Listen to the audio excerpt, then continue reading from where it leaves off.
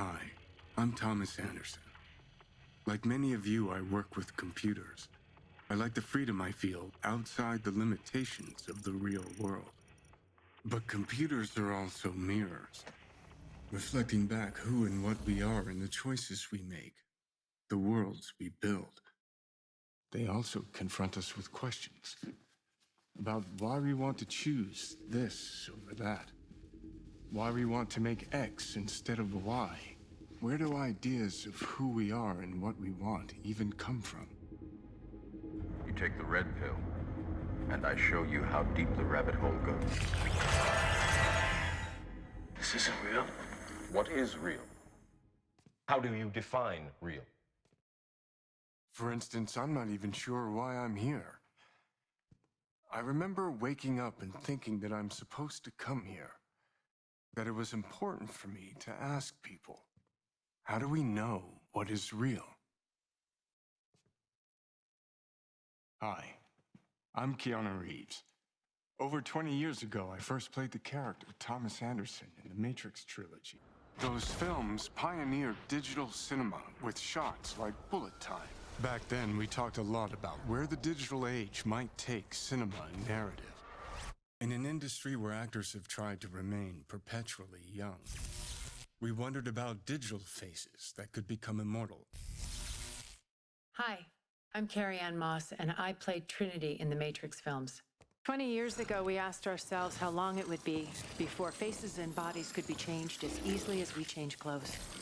We wondered, what would identity mean in a completely digital world? And what would reality mean when a world we can build feels as real as our own?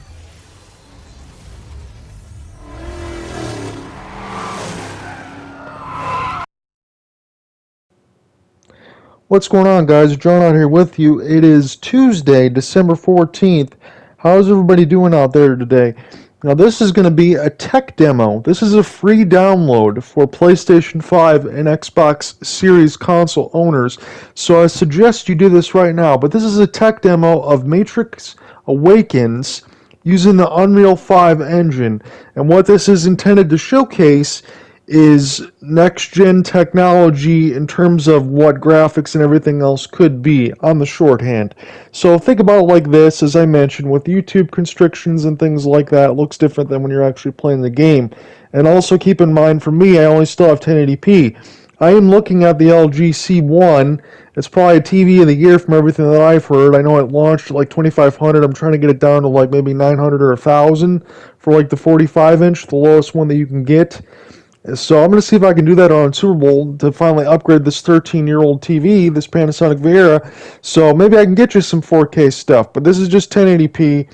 And from what I immediately noticed playing Matrix Awakens tech demo is it does look very, very good.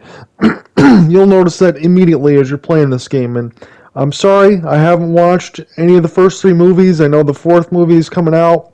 I know who Keanu Reeves is, and I know there is some, cutscenes as far as perception and reality and things like that, and it was really kind of cool, because I've seen some of the bullet time stuff like that. I'm familiar, with some of the things on the side with the Matrix, but it was cool to see. So the perception versus reality argument comes in this Unreal 5 engine and these next-gen consoles, and it was quite cool. There is a little bit of graphical powerhouse behind this Unreal engine, and it remains to be seen whether or not maybe Grand Theft Auto 6 or anything else like that will use it, or if Rockstar is using their own engine like I assume that they do.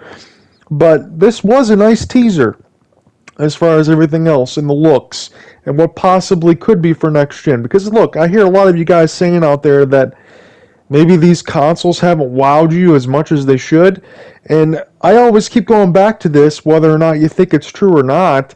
But I do think, developing for the PS4, the Switch, the PS4 Pro, and the Xbox One consoles and the iterations like that, quite frankly, they're developing because of the large install bases on these games. But honestly, in the grand scheme of things, when you're developing for those consoles, you're holding back what you can do on the next-gen consoles for the series and the PS5. That's just the case. And also, granted, I think we always talk about it, new consoles, you don't immediately get that wow factor all the time. You're not going from PlayStation 1 to PS2. those days of that graphical jump like that and the shock and awe factor, I think are relatively gone. What you're aiming for right now is smoother frame rates and high fidelity gameplay, and that's really what they're trying to go for in these console iterations. But I do think as we go along, getting into the PS5 and the series and the generations where we only develop for them, that things like this that you see on the screen will continue to improve, and you'll get your wow factor as you go along, but it's not going to be the same aspect as it used to be. That's just my opinion on that. What do you think? Facebook.com/TBUGunslinger, Twitter @JohnRyanOtt.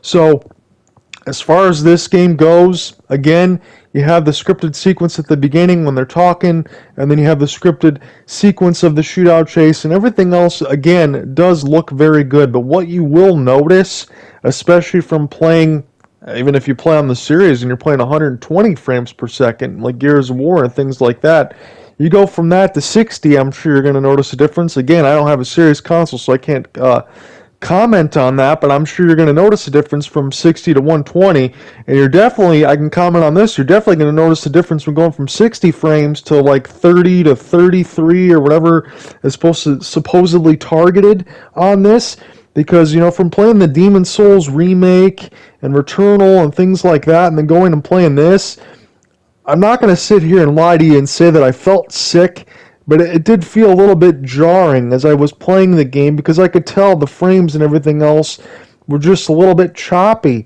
And yes, the PS5, I know you have to be at a certain frame rate to engage VRR. We don't even have VRR on PS5 yet. So if you had a next-gen TV and everything else like that, would it smooth things out? I don't know. But you have to have a certain frame rate to do that, so I think it wouldn't. But it does look quite choppy.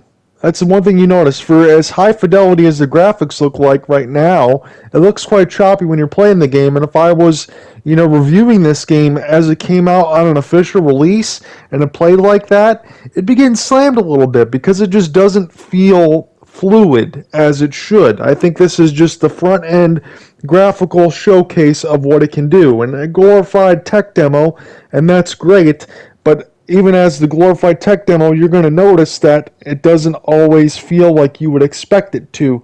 You're just going to want to see the main things on the screen being, how much can the screen handle at one time. And that was the most important part of this. Sorry, this video keeps on playing here. So, let me go back into this and I'll turn the sound down. So here was a couple things that I wanted to mention from this Verge article. This is from Sean Hollister. This was on December 10th. So just a couple days later here, you're getting this review and some of the things that you see on the screen. So some of the technical oddities or some things that I wanted to mention as we're playing this game here. So the city is 4.138 kilometers wide and 4.968 kilometers long, slightly larger than the size of downtown Los Angeles, just in the tech demo. City surface is 15.79 kilometers squared. City perimeter is 14.519 kilometers long. There are 260 kilometers of roads in the city, 512 kilometers of sidewalk in the city, 1,248 intersections in the city, 45,073 parked cars, of which 38,146 are drivable and destructible. That's pretty cool. There are 17,000 simulated traffic vehicles on the road that are destructible, 7,000 buildings, 27,848 lampposts on the street side only, 12,422 sewer holes. Almost 10 million unique and duplicated assets were created to make the city. The entire world is lit by only the sun, sky, and emissive materials on meshes. No light sources were placed for the tens of thousands street lights and headlights. In night mode, nearly all lighting comes from the millions of emissive building windows. 35,000 simulated metahuman pedestrians. Average polygon count, they're saying roughly 7,000 buildings made up of 1,000 assets, and each asset could be up to millions of polygons. So we have several billions of polygons to make up just the buildings of the city. from Sean Hollister. He says that the Epic Games pitch is that Unreal Engine 5 developers can do this or better with its ready-made tools at their disposal. And he, for one, can't wait to see them try, and I can't either. Because this tech demo is pretty cool. So as you're seeing right now at the 10:48 mark on the timer, I'm kind of flying around the city here. And after you get through the scripted sequence, you get to a little bit of open world aspect in Immersion where you can kind of, go up and down, you can control how fast that you're going, you can change in real time, night to day. I turn off all the pedestrians here right now just to go in through the city and see what we can actually see and how detailed everything is. I noticed at times when you're turning the pedestrian slider on and off, there is a little bit of a chug. I think as it's loading the thousands and thousands of people that are there. And the reason I say thousands and thousands, especially from that, not off of what I just read for you, is when we're going and looking at this stuff, and then you can go into a couple of options there, and you should mess around with the front end in the tech demo. As soon as you get through the scripted sequences, mess around with this a little bit until you get bored. But you can see that there's a little bit of emissive light, especially when you're flying around in the air, that shows you all the different precursors and pretenses of everything that's going on around you as you're walking and moving around. It's actually quite breathtaking to see all of that stuff. And this is just them from what I've told and what I've saw is it's a small team that working on the tech demo of this Unreal Engine and all of that, and they're able to make something like this. It really does. Even though I said, it kind of chugs a little bit or it has a lower targeted frame rate that you will notice from playing these high fidelity games, especially getting used from 60 and then going from series consoles, if you have one, to like 120, you'll definitely notice it's a little bit jarring, as I've said. But at the same time, when you're looking at all the pretenses here of what it could be and what, this terminology and everything else, what these consoles can do going forward, it's really something to behold, honestly. I see a lot of you in the comments section say, well, I wasn't all that impressed from it. I mean, it looked pretty, but it didn't really play that well. I'm like, come on, man. I mean, you got to think about it. If this is what we're seeing right now, and this probably feels, I'm not going to sit here and say it feels the most next gen. Again, granted, I think, between Ratchet and Clank Rift Apart, Demon's Souls, Astro's Playroom, Spider-Man, Miles Morales, Kenna, Bridge of Spirits, some of the things that I reviewed and talked about, those games felt next-gen to me on PS5 with the instant loading and all of that stuff. But as far as a graphic punch in the face, I mean, this is right up there. I mean, there's no doubt about it. But, I mean, is it even more graphically impressive than, Ratchet and Clank? I mean, in the forefront initially, I said yes. Honestly, and I thought that was one of the best looking games on the PS5, but this kind of blew me away as far as what it could look like, and I would feel that this isn't even close to fully optimized. So if this is something that we have to look forward to, you guys, I'm telling you, again, as I made the point earlier, going and working on, the Xbox One, the PS4, and then the iteration between, the One S or the One X or the PS4 Pro, when we stop working with all those consoles, and granted, I know that you have to continue to do that because of the large installed player base. You're not going to want to leave everybody in the dust, and Microsoft and Sony and Nintendo and all of that aren't going to want to lose out on all the customers and things that they have. But once we start working on all of this stuff, I mean, it's going to be crazy to see what these next-gen consoles can do. And I'm not even talking about pro iterations of the series or the PS5 Pro or things like that that will be coming out later. It's going to be nice to see what we can do on next-gen consoles, and I do think, in the grand scheme of things, playing through this tech demo for about 15 minutes here, you're going to see maybe 2-3 years down the line of what these consoles are really capable of, and this really is a nice jump. Again, the graphical wow process from PS1 to PS2, you're never going to see that kind of stuff again.